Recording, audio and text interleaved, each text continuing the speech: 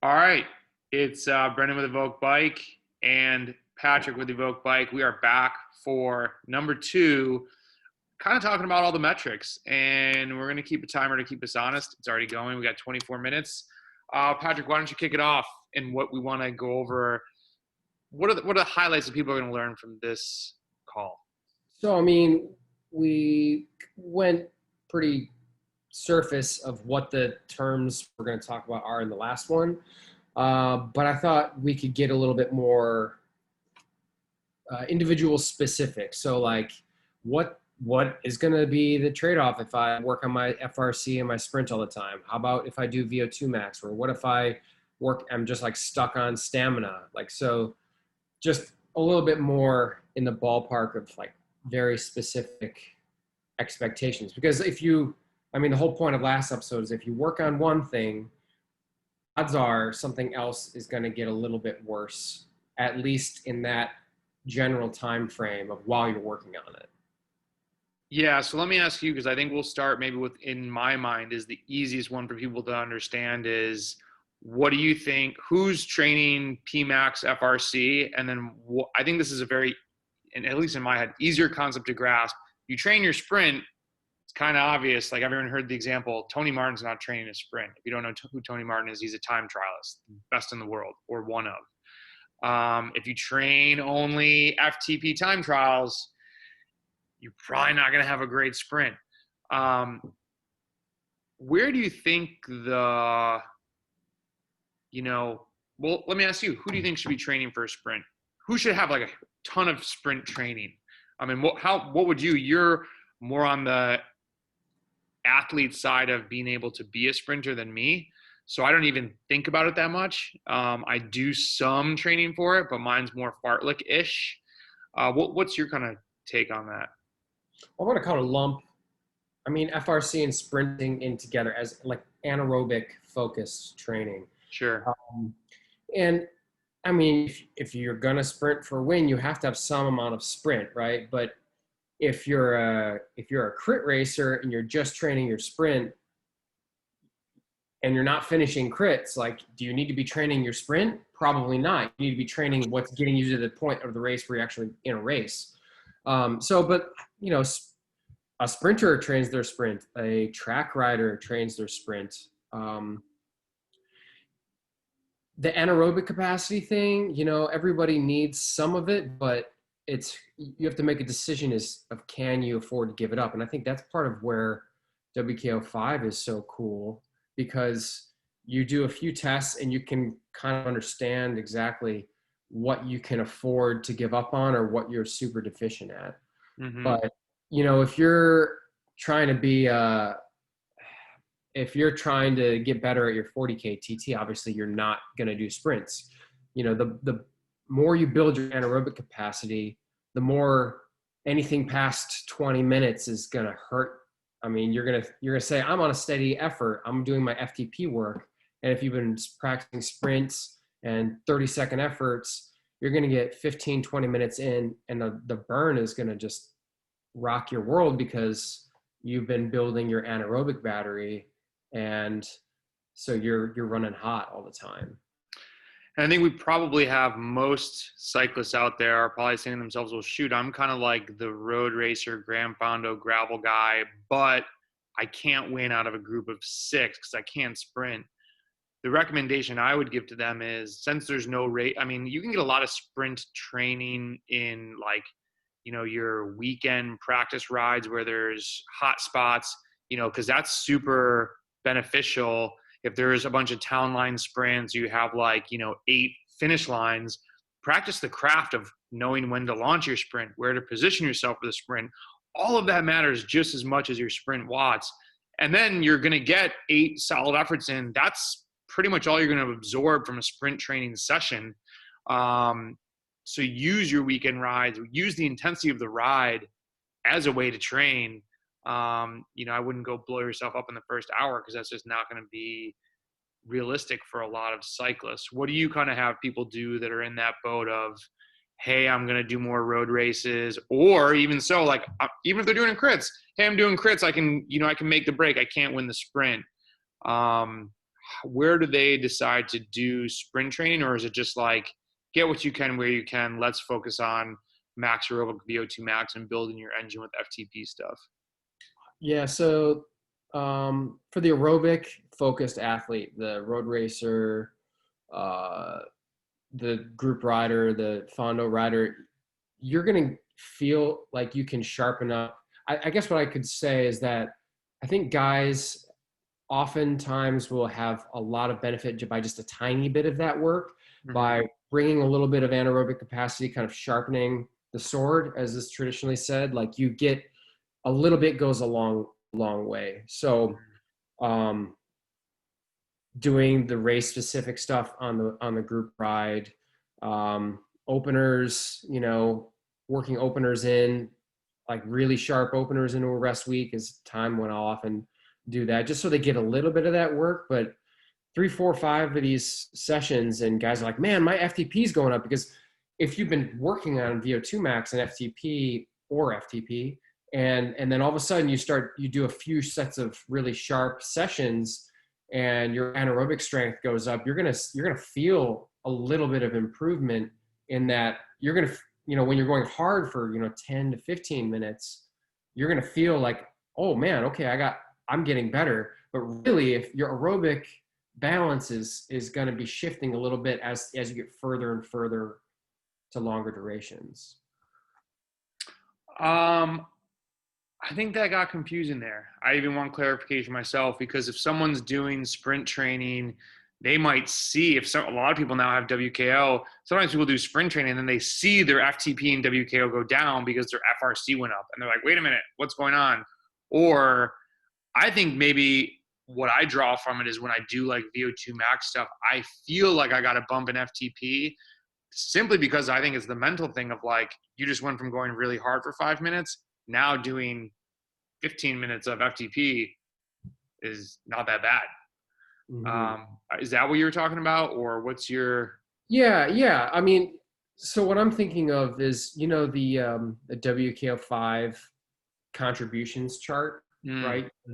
As you raise your anaerobic strength, you're going to have a little bit more anaerobic. I mean, that dial moves quickly for an aerobic athlete, for somebody who's focused year round. So a track racer who's doing more and more sprints is maybe not going to feel that gain of aerobic power, but a roadie is going to feel that little bit extra contribution as they're pushing, in the 5 to 10 to 15 minute range, where there's still a significant anaerobic contribution.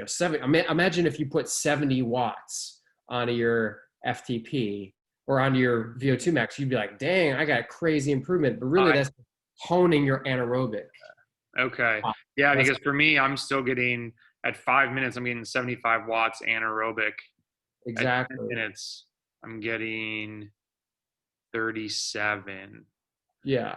So that model kind of illustrates like how if you just improve your anaerobic strength, you're going to be like, man, I'm pushing, that's all things being equal and being perfectly rested. I never thought about that. That's interesting.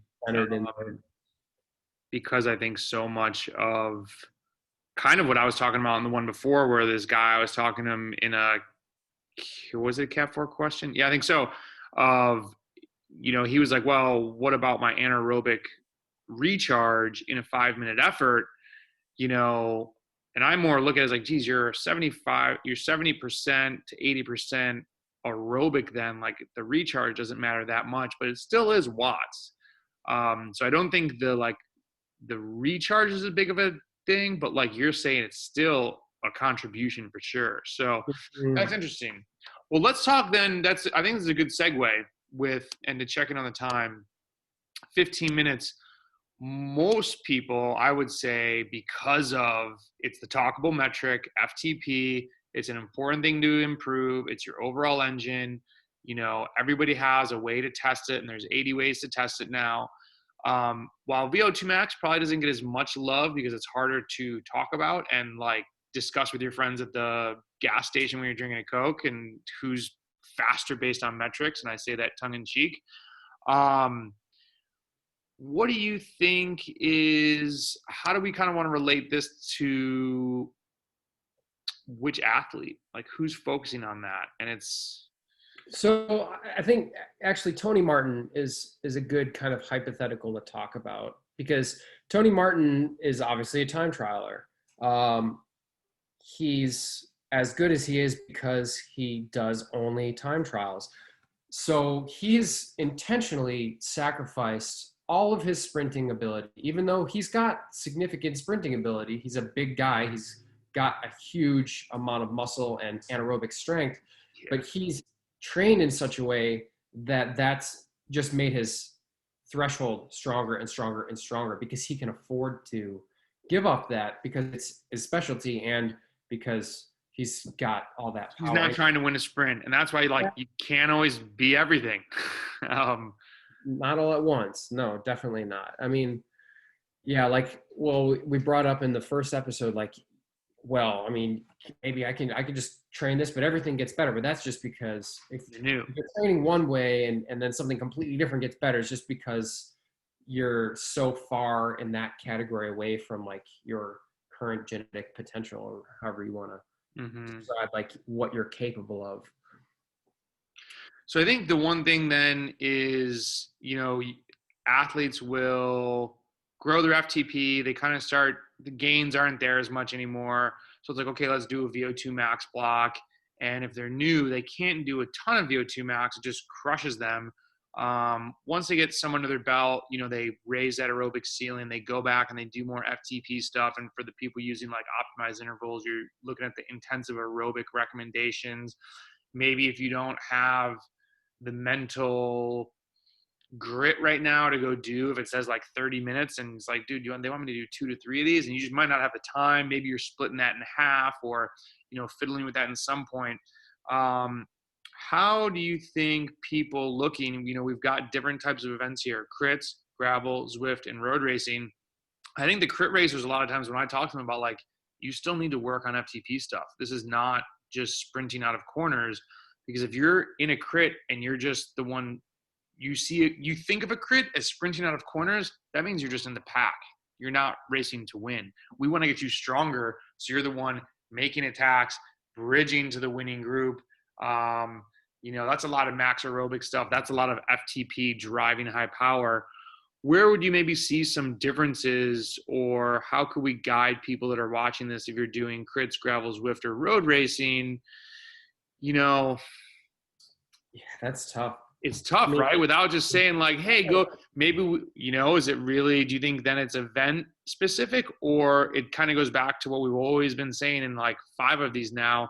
It's event specific and what's your weakness, or do you maybe want to increase your strength? If you've got really good 6-minute power in your power profile, you're thinking, okay, last 3 laps of this crit, I can get away and I can stay away.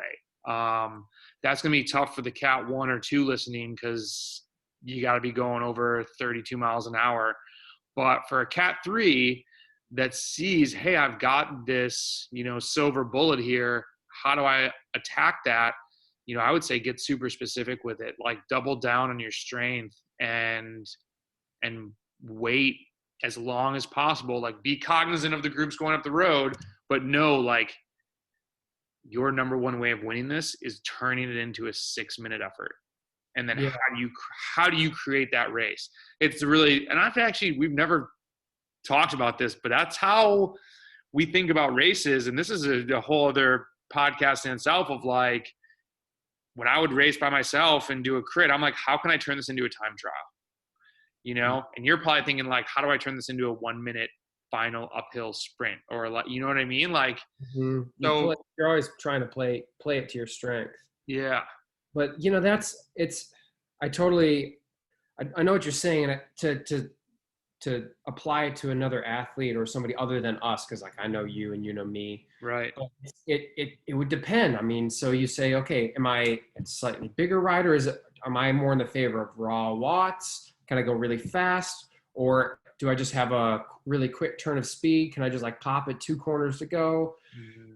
If you have huge 6-minute power to your category, in watts per kilogram, it might mean something different if you're a little person versus a very large person. Eventually, there's going to be this crossover between speed versus like ability to just change pace really quickly. And then all of a sudden you're good watts per kilogram on a flat. Like it's different than if it's a 3-minute road race climb where you're going to just, we're going to be in trouble, but we're a little bigger. So, we can put our head down and go a little faster. So you got to weigh all these different Yeah, it's things. hard. Yeah. And I mean, I guess the other thing with FTP, it's unique because, especially if you think of it in terms of WKO5 rules, you have FTP, which is your maximum steady state, but you also have your time to exhaustion. So if you have a FTP with a very long time to exhaustion, maybe you can survive a 90-minute crit better than somebody who's just like a newer rider who's really good, who only has to race a 30-minute race, but they haven't developed their actual aerobic power that much. Maybe they actually have a high anaerobic driver or a high VO2Max. This is something that's really pushing that FTP up, but they don't have the practice. They don't have the repetitions to have a longer TTE. So it just, it's case by case. I guess that's why we use WKO5. So we can intake an athlete and say, okay, this might be your silver bullet, because a lot of times, like I would have never understood my strengths and weaknesses if I hadn't been using WKO5. Mm-hmm.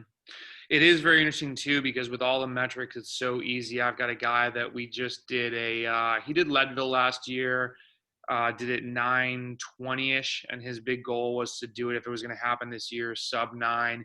And the biggest thing was, like, we did VO2Max work, we did FTP stuff, we got in longer rides. It was amazing this past weekend. So in 9 hours and 20 minutes, if I recall this correctly, he did 4,500 kilojoules. It was about 410 TSS. He did an hour faster this past weekend. So he did it was 4 miles shorter, 4 miles longer, about 1,500 feet less of elevation. And granted, he's not at 9,000 feet climbing, so that definitely makes a difference. But in 8:15, he did 300 more kilojoules, 70 more TSS, and work and TSS. And it's like, that's such a difference in a year to like just do more work, but we don't really talk about that. And so, like, we had Kansas listed here. There's so many things that we talk about, but then there's all these like little things where he didn't have crazy huge FTP swings, or sometimes his FRC would go up and his FTP would be down a little bit. Then we do more FTP stuff and his FTP would go up. And so, like, he's just getting stronger, but it's not like it's a big metric that slaps you in the face. So even when we go through this first one and we talk about all of these, you still need to just make sure you're applying it to your race. Like, are you getting faster at what you're really trying to be faster at? There's a video we have out there. It's like, build your FTP and get dropped, because maybe you don't have repeatability. Maybe you don't have, and he can do now more efforts of the same wattage more times. Way more important in my mind for a race like 100%. Leadville, where, dude, the efforts are just going to wear you down.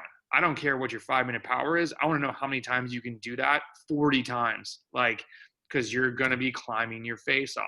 And it's so it was just a really interesting, like, one-off case study that I looked at. And when I saw his ride and compared it to actually Leadville, I'm like, dude, this is a training ride versus your biggest race last year. Like, you just crushed yourself from last year. It's cool to see people have those wins and to be able to go through WKO and find all that data so that they really kind of understand where it is, as opposed to like, oh, my FTP is 20 watts higher. Cool. It's like, no, dude, you're way stronger.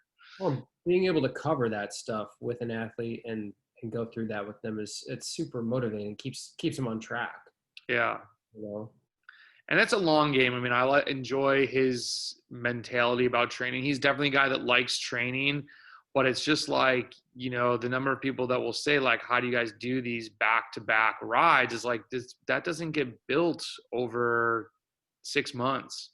It's just a lot of bike riding. Gotta love it. Deep down changes that you're making by putting in the work. Yeah. You sometimes can't just be like, well, there's this number's bigger than that number, and therefore I got better. Like that doesn't happen. That's not going to be, you're not going to be able to represent that improvement with like some sort of numerical change. Mm-hmm.